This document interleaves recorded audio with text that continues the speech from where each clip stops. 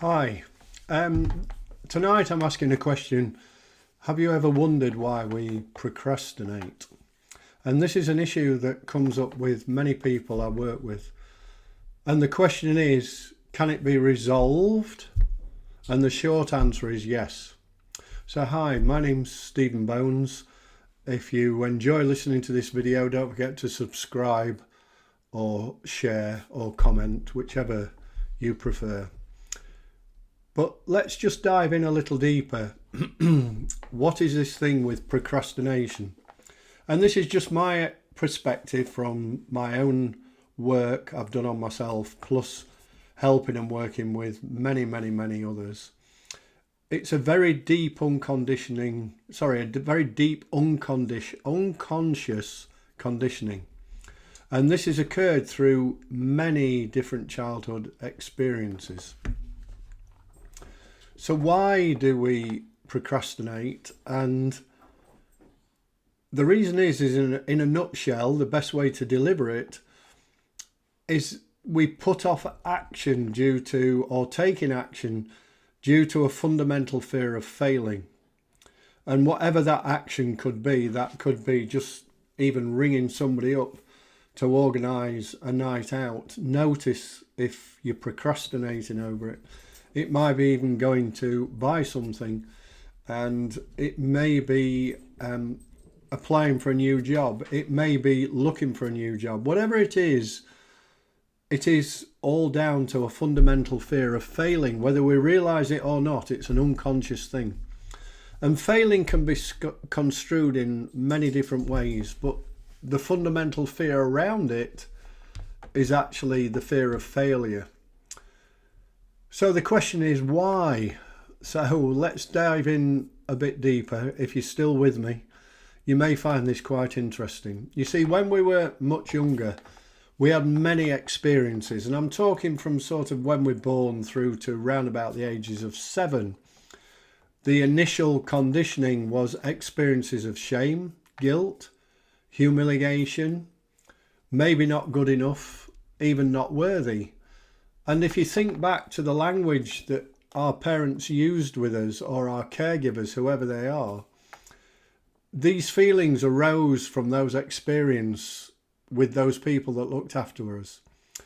And I just want to put in at this juncture that most of the time our carers, be that parents, grandparents, siblings, whoever it was that looked after us, guided us, they didn't actually understand what they were saying to us as children.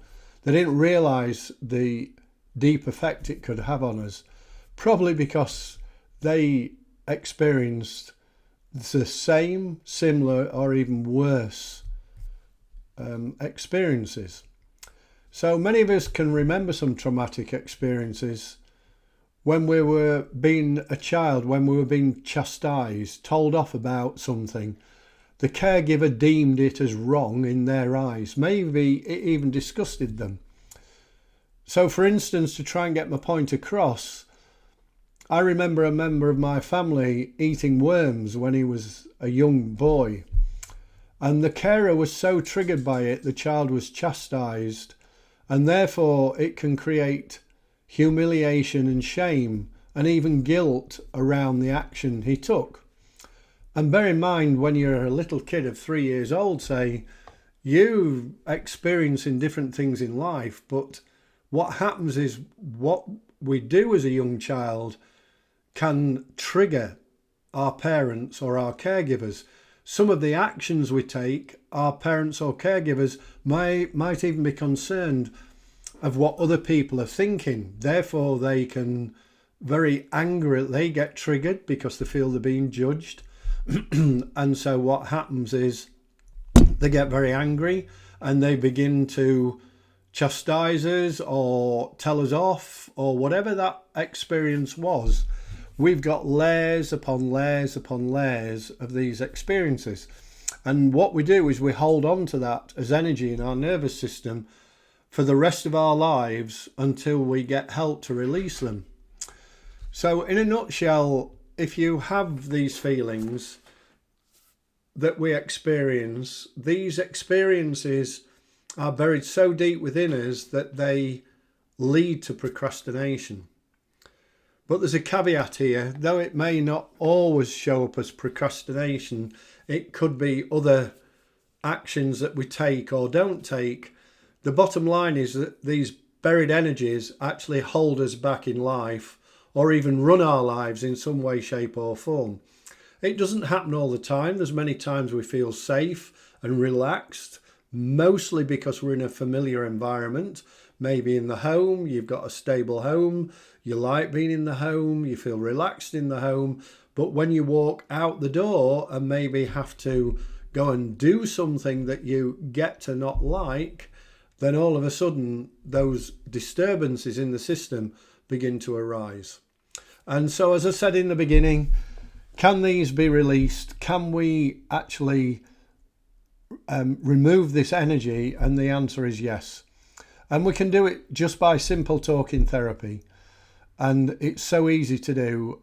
But a lot of people may back off from it because of the unconscious fear, again, of maybe it's painful, or we're unconsciously not wanting to confront those actual feelings. So just by simple talking therapy, it can be resolved.